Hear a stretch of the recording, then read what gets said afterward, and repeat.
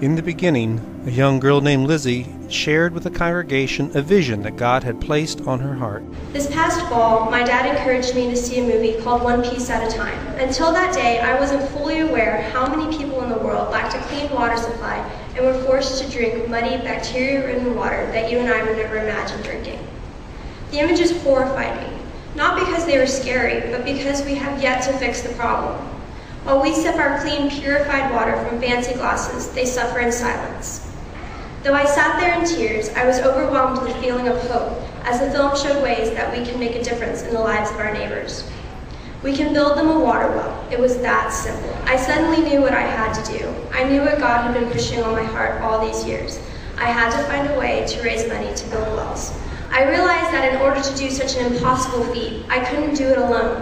I had to incorporate more Christians who felt the call to help and to empower them even more by sharing my fire in the belly feeling. From now until May 2nd, the middle school youth will be collecting money to send to World Vision to reach our goal of building one well.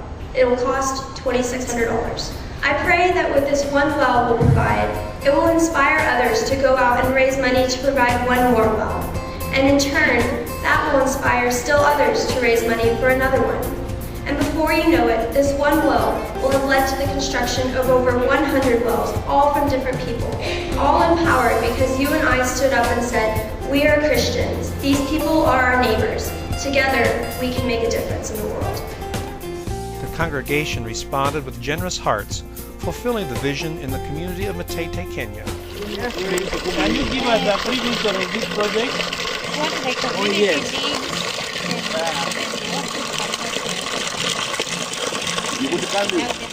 From that vision was born the new vision of a long-term relationship to help this impoverished community reach its goals of self-sufficiency. Partnering with World Vision and others in the awesome community, the Step Into Africa exhibit brought Africa to Austin. Please take a few moments to step out of your world. I'm going to ask you to become a child. A powerful sermon launched the week, followed by 3 other special events.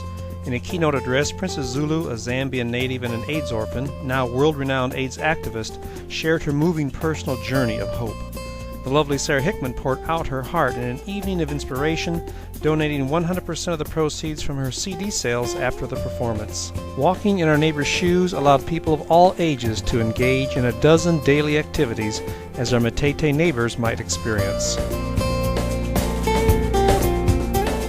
We walked.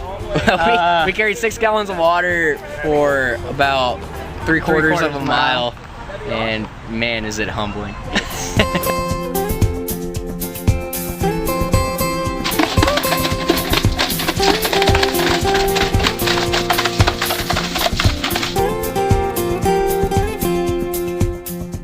We prayed that Step Into Africa might touch the hearts and minds of many, bringing 2,500 visitors to the exhibit, 300 volunteers to run it, and 250 sponsored children from Matete.